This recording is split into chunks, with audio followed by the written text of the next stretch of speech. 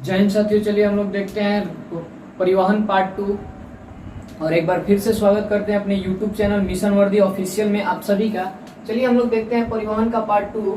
Part 1 में हम लोग जान चुके हैं ब्लड वेसल्स यानी कि रक्त वाहिनियों के बारे में। पार्ट 2 में हम लोग जानने वाले हैं रक्त के बारे में यानी कि ब्लड के बारे में। तो देखिए बाबू, ब्लड मुख्यतः यह लाल रंग का गाढ़ा क्षारीय द्रव होता है। अगर बात करें इसके विलयन की प्रकृति का तो यह एक कोलाइडी विलयन होता है।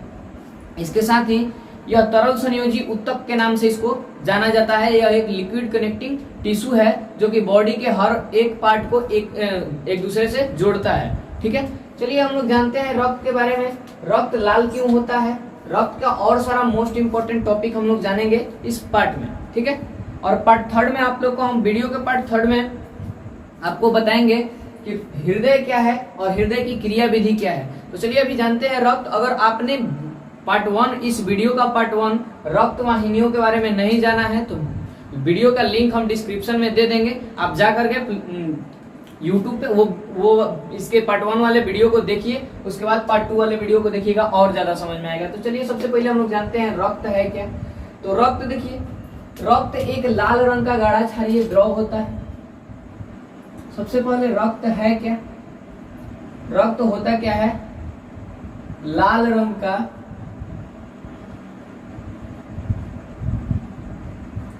गाढ़ा क्षारीय द्रव होता है।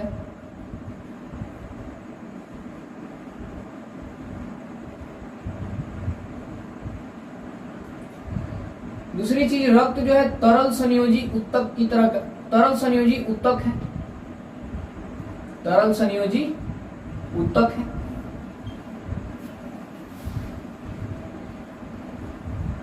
ठीक है, तीसरा चीज, अब रक्त जो है ना ऑक्सीजन का वाहक भी है, O2 का वाहक है। यह O2 को एक स्थान से दूसरे स्थान तक यानी कि O2 का परिवहन करवाने के लिए करवाने में सक्षम होता है।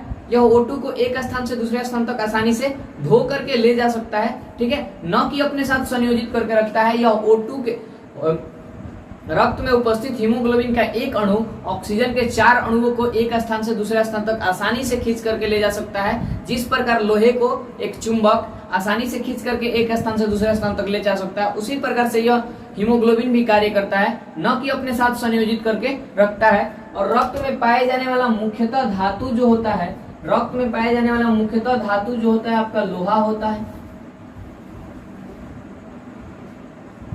पाया जाने वाला धातु लोहा होता है। इसके साथ साथ इसमें कैल्शियम भी पाया जाता है, कैल्शियम धातु भी पाया जाता है जो कि रक्त को थक्का जमने में सहायक होता है। इसके बारे में आगे हम लोग जानेंगे। इसके साथ ही बाबू रक्त में लोहे की कमी से एक बीमारी होती है। रक्त में जो लोहे की कमी होती है उस बीमारी को एनीमिया या अल्प रक्तता के नाम से हम लोग जानते हैं। रक्त में लोहे की कमी से होने वाले बीमारी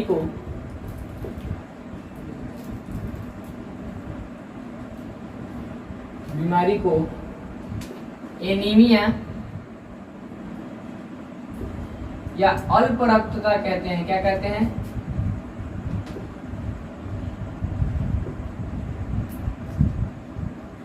अल्प रक्तता कहते हैं। इसके साथ ही बाबू इसको दूर करने के लिए आप पालक या हरी पत्तीदार सब्जियों का उपयोग कर सकते हैं, या हरी पत्तीदार सब्जियों को खाने से ये बीमारी दूर हो सकती है। ठीक ना।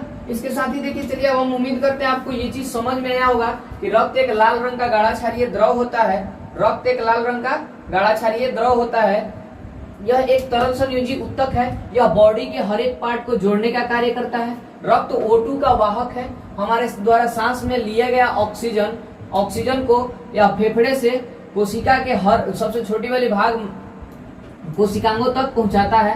उसमें रक्त में पाया जाने वाला धातु जो है आपका लोहा और कैल्शियम है। मुख्यतः लोहा और कैल्शियम बाबू रक्त में उपस्थित होते हैं। लोहे की कमी से एक बीमारी होती है जिसे एनीमिया कहा जाता है। कैल्शियम रक्त का थक्का जमने में, अगर आपसे क्वेश्चन पूछता है कि रक्त थक्का जमने में सहायक धातु जो होता है कौन होता है, तो वहां पे बाबू रक्त थक्का जमने में सहायक धातु के रूप में मुख्यतः कैल्शियम कार्य करता है। उम्मीद करते हैं ये चीज आपको समझ में आया होगा। जल्दी से इसका एक स्क्रीनशॉट लीजिए, आगे बढ़ते हैं हम लोग, ठीक ना। इसके साथ ही चलिए हम लोग जानते हैं, आगे बढ़ते हैं।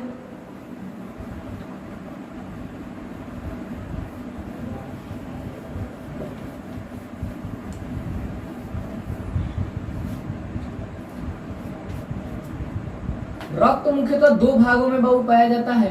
रक्त का मुख्यतः दो भाग होता है, एक भाग होता है ठोस भाग, एक भाग होता है जो ठोस होता है, तथा दूसरा भाग प्लाज्मा कहलाता है। क्या कहलाता है? प्लाज्मा कहलाता है। बात की जाए बाबू अगर मात्रा का, बात की जाए मात्रा का, तो प्लाज्मा पूरे बॉडी में 55%, 55% और बाबू ठोस भाग आपका 45% पाया जाता है, ठीक ना। अगर बात की जाए बाबू प्लाज्मा का, तो प्लाज्मा 55%। अब इस प्लाज्मा वाले भाग में रक्त प्रोटीन भी पाए जाते हैं मेरे दोस्त, और इस प्लाज्मा वाले भाग में बहुत सारा प्रोटीन पाया जाता है। क्या पाया जाता है? प्रोटीन। तो सबसे पहले जानते हैं हम लोग वो ब्लड प्रोटीन होता कौन है। रक्त प्रोटीन किसे कहते हैं? रक्त प्रोटीन किसे कहते हैं? तो देखिए मुख्यतः शरीर में रक्त प्रोटीन 3 प्रकार का पाया जाता है। फर्स्ट होता है आपका फाइब्रिनोजेन, फाइब्रिनोजेन। दूसरा होता है फाइब्रिन,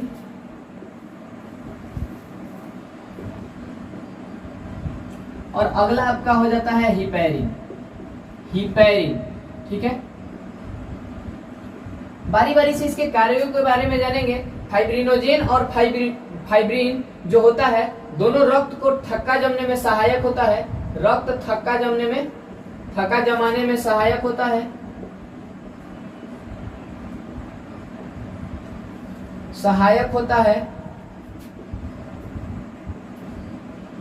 यह शरीर के बाहर किसी भी कटे हुए अंगों में अगर रक्त का थक्का जमता है तो उसमें सहायक प्रोटीन का अगर बात हो तो फाइब्रिनोजेन और फाइब्रिन होता है, ठीक है। लेकिन बॉडी के अंदर, हमारे बॉडी के अंदर भी यह बाबू फाइब्रिन क्या करता है, यह फाइब्रिन और फाइब्रिनोजेन करता क्या है कि ऑक्सीजन के साथ क्रिया करके, वायुमंडलीय ऑक्सीजन के साथ क्रिया करके यह जालीनुमा आकृति बनाता है, जिससे हमारा ब्लड जो है क्लॉटिंग हो जाता है, ब्लड हमारा थक्का जम जाता है। इसके साथ ही बाबू हम आपको बताएंगे, हम हमारे बॉडी में भी ऑक्सीजन अवेलेबल है, और रक्त के साथ भी ऑक्सीजन एक स्थान से दूसरे स्थान तक परिवहन होता है, तो वहां पे भी ब्लड का जम जाना चाहिए। लेकिन ब्लड हमारा नहीं जमता है, इसलिए नहीं जमता है कि वहां पे बाबू हिपैरिन नाम का एक प्रोटीन होता है जो रक्त को थक्का बॉडी के अंदर नहीं जमने देता है। यानी बाबू शरीर के अंदर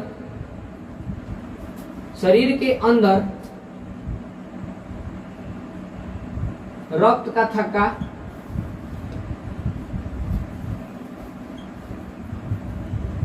नहीं जमने देने वाला प्रोटीन जो है हमारा, नहीं जमने देने वाला प्रोटीन जो है हमारा हिपैरिन है। कौन सा है? हिपैरिन। इसे एंटी क्लॉटिंग प्रोटीन भी कहा जाता है, ठीक है। एंटी क्लॉटिंग प्रोटीन भी कहा जाता है। यह रक्त का थक्का नहीं जमने देता है। तो उम्मीद करते हैं आपको ये चीज समझ में आया होगा। और बाबू प्लाज्मा में विशेषकर एक चीज और जानना है कि फाइब्रिनोजिन या प्रोटीन रहित प्लाज्मा को लसिका सीरम कहते हैं। फाइब्रिनोजिन या प्रोटीन रहित यानी कि वैसा प्लाज्मा जिसमें प्रोटीन नहीं पाया जाता है उसे सीरम कहते हैं। क्या कहते हैं? सीरम कहते हैं। और लसिका, प्रोटीन रहित प्लाज्मा को लसिका कहते हैं, ठीक है। और बाबू सीरम प्लाज्मा के बारे में आपको बता दें कि प्लाज्मा की आकृति कैसी होती है। तो यह गाढ़ा हल्का पीला लिए, यह गाढ़ा हल्का पीला लिए एक द्रव है, ठीक है, जो हमारे रक्त में उपस्थित होता है। उम्मीद करते हैं आपको ये चीज समझ में आया होगा कि प्लाज्मा जो है किस प्रकार का पदार्थ है। तो यह बाबू रंगहीन पदार्थ है जो हल्का पीले लिए होता है। कैसा होता है? हल्का पीले लिए। मुख्यतः यह व्हाइट कलर का होता है, इसमें कोई अपना कलर नहीं पाया जाता है। ठीक है, इसके साथ ही इसमें प्रोटीन पाया जाता है। तो प्रोटीन, रक्त प्रोटीन कितने प्रकार के? 3 प्रकार के होते हैं। एक होता है फाइब्रिनोजेन, दूसरा होता है फाइब्रिन और तीसरा होता है हिपैरिन। रक्त थक्का जमने में सहायक अगर प्रोटीन आपसे पूछता है तो फाइब्रिनोजेन और फाइब्रिन। ठीक है, उसके बाद अगर रक्त थक्का नहीं जमने देने वाला प्रोटीन पूछता है आपसे तो हिपैरिन। इसके साथ ही हम उम्मीद करते हैं कि आपको प्लाज्मा वाला पार्ट समझ में आया होगा। एक होता है आपका, यहाँ पे नोट कर सकते हैं आप, यहाँ पे आप नोट कर सकते हैं मेरे दोस्त कि प्रोटीन रहित प्लाज्मा को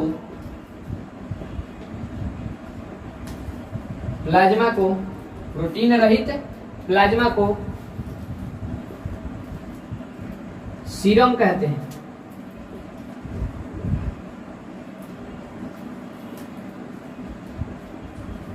और दूसरा नोट आपका होता है बाबू कि प्रोटीन सहित प्लाज्मा लसिका कहलाता है।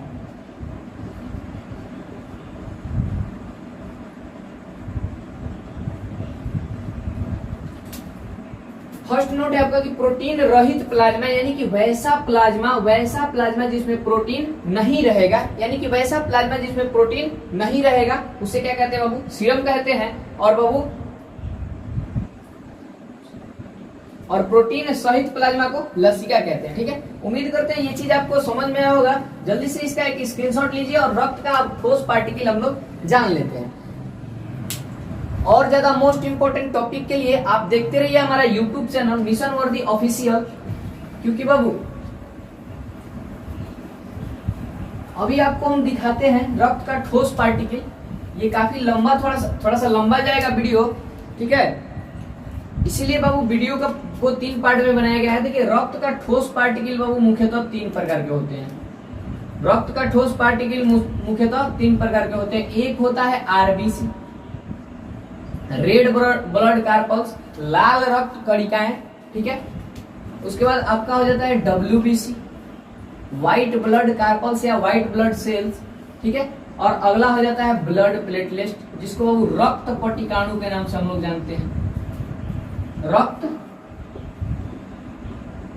पट्टिकाणु के नाम से हम लोग जानते हैं। इससे बाबू अगर बात की जाए बाबू आरबीसी का, तो चलिए अब बारी बारी से हम बात करते हैं। अभी देखिए हम डिस्कस करेंगे आरबीसी। क्या डिस्कस करेंगे? आरबीसी। बात की जाए अगर आरबीसी का, तो आरबीसी के पूरा नाम का तो इसका होता है लाल रक्त कणिका।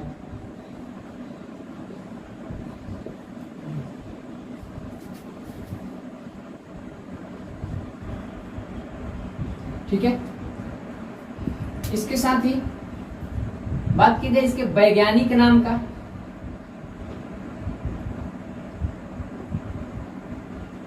वैज्ञानिक नाम का हो जाता है आपका लाल रक्त कणिका का वैज्ञानिक नाम एरिथ्रोसाइट।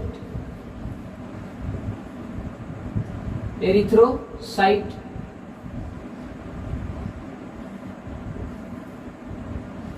बात की जाए लाल रक्त का जीवन काल का, तो इसका जीवन हमारे बॉडी में, इसका जीवन हमारे बॉडी में कुल 120 दिन होता है। 120 दिन होता है। ऐसा नहीं होता है बाबू कि 120 दिन बाद आप ये पूरा का पूरा ब्लड जो है बॉडी से बाहर निकल जाता है। और एक चीज आप यहाँ पे एक चीज यहाँ पे नोट कर लीजिएगा आप, ब्लड की मात्रा अगर बात की जाए बाबू पुरुष में होता है बाबू 5.5 लीटर, 5.5 लीटर। एंड महिला का अगर बात की जाए इसमें पाया जाता है कितना? 5 लीटर। और बाकी का बाकी बाबू आपके बॉडी के कैपेसिटी पे डिपेंड करता है कि आपके अंदर ब्लड कितना है। बॉडी के आकार और लंबाई छोटाई पे भी डिपेंड ये चीज करता है। ठीक है, चलिए हम लोग जानते हैं। इसके साथ ही ये एक एवरेज है, यह एक औसत मात्रा है जो पुरुषों में पाया गया है बाबू 5.5 लीटर। एंड एक महिला में क्या पाया गया है? 5 लीटर। ठीक है, महिला में एक स्पेशल केस होता है जिसके कारण ब्लड काफी ज्यादा निकल जाता है, इसलिए ब्लड कम पाया जाता है। ऐसे हंसने के लिए कुछ भी आप कह सकते हैं, क्योंकि शादीशुदा लोगों से अगर आप पूछिएगा कि महिलाओं में ब्लड कम क्यों पाया जाता है, तो उनका बस एक ही जवाब होता है कि आपका जो एक्स्ट्रा वाला ब्लड होता है उसको चूसना रहता है। तो ऐसा कुछ नहीं है, ठीक ना। और ये एक स्पेशल केस के कारण कम होता है। चलिए हम लोग जानते हैं आरबीसी का जीवन काल 120 दिन होता है और 120 दिन बाद यह डेड होकर के इनकी जो बाबू क्षमताएं होती हैं खत्म हो जाती हैं और यह बाबू जा करके ब्लड बैंक यानी कि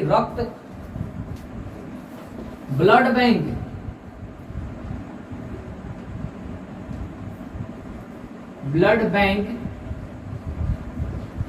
जो बाबू एस्प्लीन को कहा जाता है, इसको हिंदी में प्लीहा बोलते हैं या इसको तिल्ली के नाम से भी जाना जाता है। और यहां जाकर के बाबू आरबीसी आपका क्या हो जाता है, स्टोर हो जाता है, ठीक है। इसके साथ ही जीवन के साथ साथ इसका जो बाबू मुख्य कार्य है ऑक्सीजन का वहन करवाना, ऑक्सीजन का परिवहन। O2 का बॉडी में परिवहन कोई कराता है, परिवहन, तो वो बाबू आपका आरबीसी वाला पार्टिकल कराता है। और आरबीसी पार्टिकल का बाबू लाल होने का मुख्य कारण होता है, आरबीसी पार्टिकल का लाल होने का मुख्य कारण होता है हीमोग्लोबिन की उपस्थिति, हीमोग्लोबिन की उपस्थिति।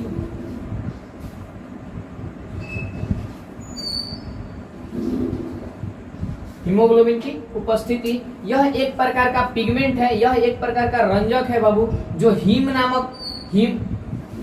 हीम का अर्थ बाबू द्रव होता है और ग्लोबिन का मतलब एक ग्लोबिन नामक प्रोटीन के मिश्रण से बना होता है। यह लाल रंग का होता है और इसमें ही बाबू हीमोग्लोबिन में ही आपका लोहा धातु उपस्थित होता है, ठीक है। इसके कारण ही ये और ज्यादा लाल होता है। और इसके साथ ही बता दें आपको हीमोग्लोबिन की मात्रा का अगर बात किया जाए, हीमोग्लोबिन की मात्रा का अगर बात किया जाए तो पुरुषों में यह 15 ग्राम पर डेसीलीटर, यह पुरुषों में वो 15 ग्राम पर डेसीलीटर एवं महिलाओं में 14 ग्राम पर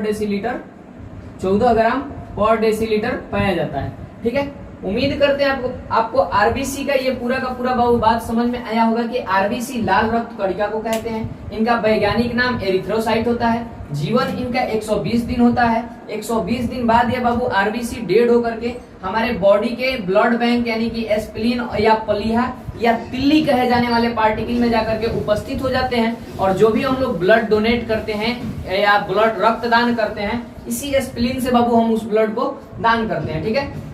O2 का परिवहन कराना बाबू आरबीसी का मुख्य कार्य है। आरबीसी का मुख्य कार्य और O2 का परिवहन कराना, ठीक है। और इसके बाद बाबू अगला है आपका कि हीमोग्लोबिन की उपस्थिति के कारण आरबीसी का रंग लाल होता है। हीमोग्लोबिन की उपस्थिति के कारण आरबीसी का रंग लाल होता है। बात की जाए हीमोग्लोबिन की, तो हीमोग्लोबिन हीम और ग्लोबिन नामक एक प्रोटीन से मिलकर के ये शब्द बना हुआ है और इसमें ही बाबू मुख्यतः लोहा धातु पाया जाता है। बात की जाए हीमोग्लोबिन की मात्रा का, तो मात्रा बाबू पुरुषों में 15 ग्राम पर डेसीलीटर होता है। यही कारण होता है कि पुरुषों का शरीर अपेक्षाकृत महिलाओं के शरीर से गाढ़ा होता है, क्योंकि बाबू जिसमें लोहे की मात्रा, क्योंकि हीमोग्लोबिन में बाबू क्या पाई जाती है, लोहे की मात्रा। जिसमें लोहा की मात्रा ज्यादा वो ज्यादा कठोर और जिसमें लोहा की मात्रा कम वो कम कठोर। इसीलिए बाबू महिलाओं में कितना पाया जाता है, यह 14 ग्राम पर डेसीलीटर पाया जाता है, ठीक है। और पुरुषों में कितना पाया जाता है, 15 ग्राम पर डेसीलीटर। उम्मीद करते हैं बाबू आरबीसी का ये पूरा का पूरा कॉन्सेप्ट आपको समझ में आया होगा, ठीक है। वीडियो लंबा ना हो जाए इसलिए इसका अगला पार्ट हम बना देंगे। और ज्यादा मोस्ट इंपोर्टेंट टॉपिक को देखने के लिए आप देखते रहिए हमारा यूट्यूब चैनल मिशन वर्दी ऑफिशियल। अभी के लिए इतना ही, जय हिंद।